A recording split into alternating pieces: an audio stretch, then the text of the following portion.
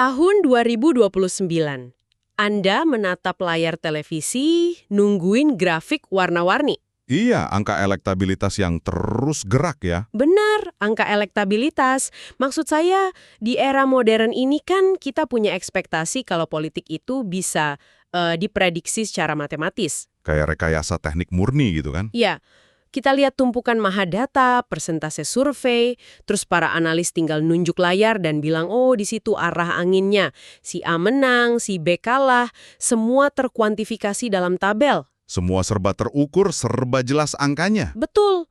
Tapi gimana kalau semua instrumen hitung itu tiba-tiba dicabut dari tangan kita? Gimana kalau masa depan politik kita justru ditentukan oleh rasi bintang silsilah masa lalu? Sesuatu yang sama sekali nggak berwujud angka. Tepat sekali. Selamat datang di sesi bedah tuntas kita kali ini. Buat Anda yang mungkin lagi siap-siap mau rapat, nyeduh kopi pagi, atau sekedar cari wawasan baru di luar berita harian, Anda ada di tempat yang pas. Eksplorasi mendalam kita hari ini bakal lumayan bikin mikir sih. Pastinya. Tumpukan sumber kita hari ini itu berpusat pada sebuah esai analitis yang sangat segar. Ditulis tepat hari ini, 12 Mei 2026, oleh Sulung Nyof. Judulnya puitis banget. Judulnya, Membaca Isyarat 2029. Pertemuan Sarung Pesantren dan Ikat Pasundan. Nah, sebelum kita ngopas teks ini lapis demi lapis, ada satu pernyataan krusial yang perlu saya sampaikan ke Anda, para pendengar. Ini penting banget untuk kita tekankan di awal ya. Setuju. Esai ini memuat opini politik partisan mengenai Pilpres 2029. Jadi, misi sesi bedah tuntas ini sama sekali bukan untuk memihak, memvalidasi, atau mendukung tokoh politik manapun. Kita nggak lagi ngampanyin siapa-siapa di sini. Betul sekali. Tujuan kita murni membedah anatomi gagasan sosiologis, budaya, dan filosofis yang disajikan oleh penulis dalam teks tersebut. Kita cuma mengekstraksi esensinya.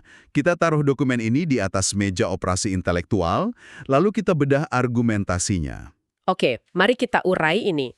Penulis berargumen bahwa penentu 2029 itu bukan lagi deretan baliho raksasa, melainkan pelebiran dua kekuatan kebudayaan.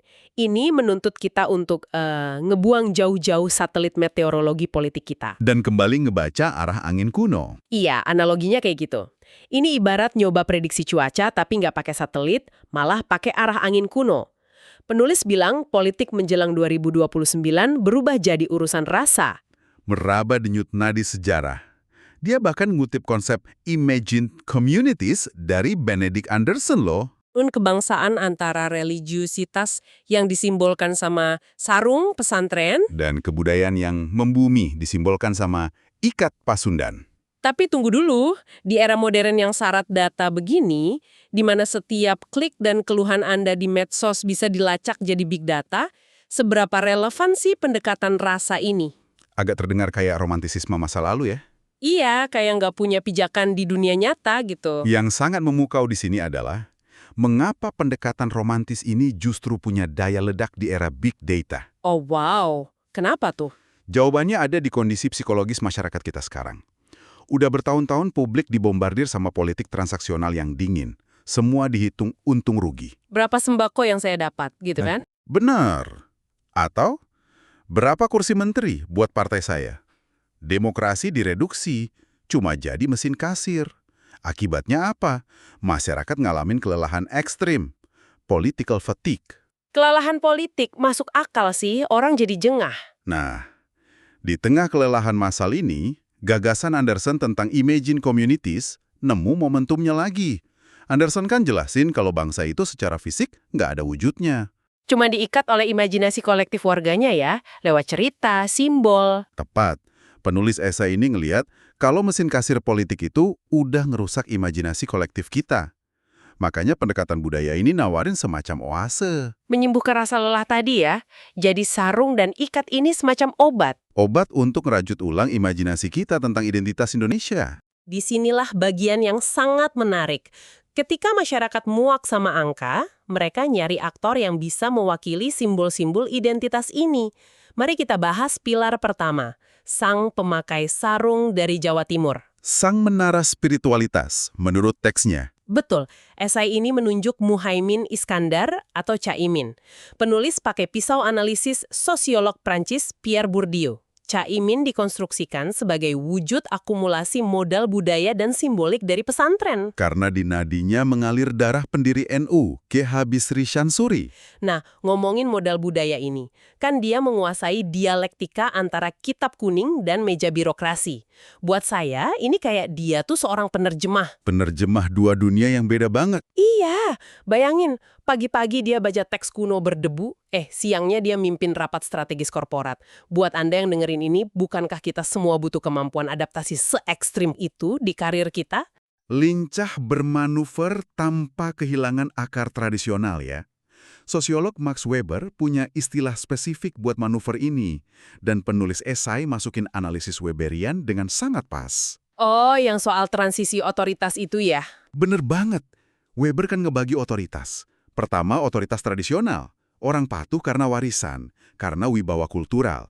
Dia cucu kiai besar, gitu kan? Terus yang kedua otoritas legal rasional. Iya, di mana kepatuhan itu karena kapasitas birokratis dan aturan hukum. Masalahnya, jarang banget ada figur yang menguasai dua-duanya sekaligus. Iya juga.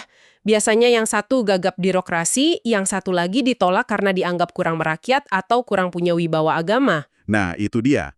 Esai ini berargumen kalau Caimin ini meleburkan dua otoritas itu. Dia bertransformasi dari otoritas tradisional jadi legal rasional. Menciptakan wajah Jawa yang modern, tenang, dan punya resiliensi tangguh di tengah negara modern. Betul. Itu fondasi yang kokoh buat pilar pertama. Tapi kalau pilar pertama ini kan menjulang ke langit ya, menara spiritualitas. Kekuatan apa yang menariknya biar tetap membumi? Butuh jangkar kultural pastinya. Ya, sang iket dari Jawa Barat. Penulis menempatkan Deddy Mulyadi atau KDM sebagai representasi kedaulatan rasa dan akar budaya. Dia bawa politik ke pematang sawah dan aspal jalan dengan ikat kepalanya. Digambarkan sebagai altruis, budayawan, aktivis HMI yang nalarnya tajam tapi membumi. Penulis bahkan minjam pemikiran intelektual Soejatmoko di sini. Soejatmoko kan bicara soal dimensi kultural dalam pembangunan. Benar, KDM diklaim paham banget kalau pembangunan tanpa kebudayaan itu cuma raga tanpa jiwa. Makanya dia memuliakan kosmologi lokal Sunda. Tapi jadi apa makna dari semua ini? Saya ada sanggahan kritis nih. Boleh silakan. Gimana sanggahannya? Penulis kan nekanin kosmologi lokal Sunda. Bukannya terlalu nonjolin identitas lokal di negara kepulauan yang heterogen ini malah berisiko. Takutnya malah memicu sentimen kedaerahan gitu. Iya dong, bisa memicu pengotakan. Bahaya kan di negara yang seplural Indonesia? Ini memunculkan pertanyaan penting. Tapi kalau kita ngerujuk balik ke pemikiran Soejatmoko di dalam teks, jawabannya justru sebaliknya. Oh masa? Gimana tuh maksudnya? Penekanan pada kosmologi lokal ini bukan kampanye superioritas suku. Soejatmoko selalu nekenin kalau pemimpin itu harus ngerti jiwa kultural lokal supaya bisa memimpin hati manusia. Jadi kebudayaan lokal dipakai sebagai alat empati. Tepat, jembatan psikologis. Birokrat nggak boleh kaku. Lewat budaya, program-program rasional negara bisa diterima hati masyarakat, bukan dipaksakan dari atas. Masuk akal. Bukan buat misahin, tapi buat nemenin. Oh iya, ada satu detail sejarah yang menarik banget di sumber ini. Soal bertemunya KDM dan Caimin. Ajang reuni bersejarah, kata teksnya. Iya, pertemuan dua kutub aktivisme mahasiswa terbesar di Indonesia, PMII dan HMI, di dalam satu surat suara.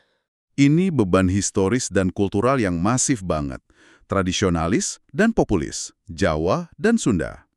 Penulis nyebut kombinasi ini sebagai dynamic equilibrium. Keseimbangan dinamis, kombinasi yang digadang-gadang bakal nyiptain stabilitas sosiopolitik.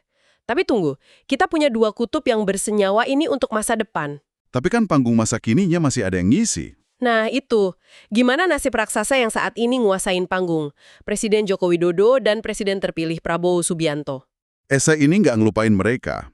Penulis ngerujuk ke teori Vilfredo Pareto tentang circulation of elites, transisi sirkular. Saya mikirnya transisi Pareto ini kayak suksesi di perusahaan multinasional raksasa gitu loh. Oh, analogi korporasi ya? Gimana detailnya? Gini, bayangin para pendiri dan CEO lama yang udah besarin perusahaan. Waktu mereka harus mundur, mereka nggak sekedar dibuang. Kalau dibuang, internal perusahaan bisa goyah. Saham bisa anjlok ya.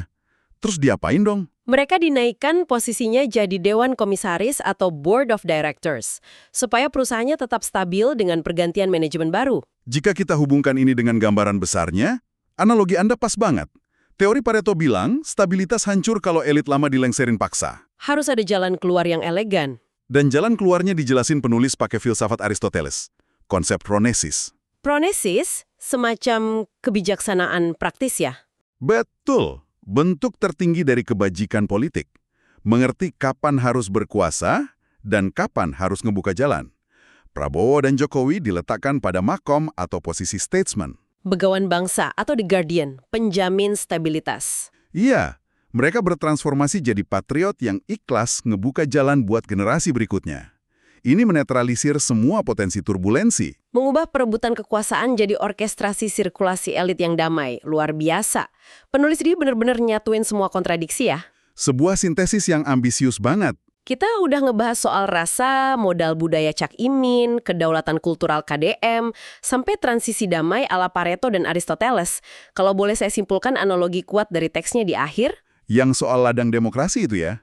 Iya, tahun 2029 itu ibarat merawat ladang demokrasi.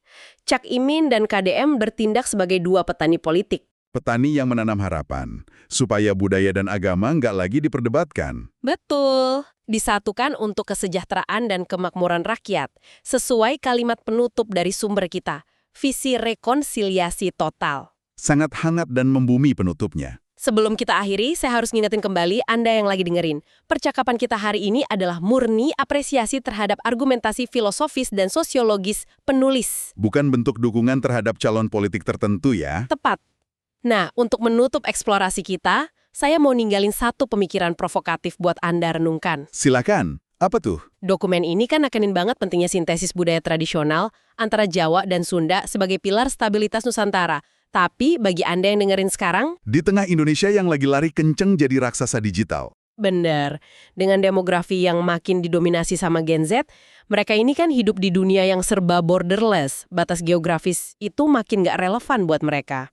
Identitas mereka lebih kosmopolitan ya. Makanya, patut kita pertanyakan, apakah harmoni politik masa depan masih akan sepenuhnya ditentukan oleh blok-blok etnokultural kuno ini? Atau jangan-jangan bakal lahir identitas baru?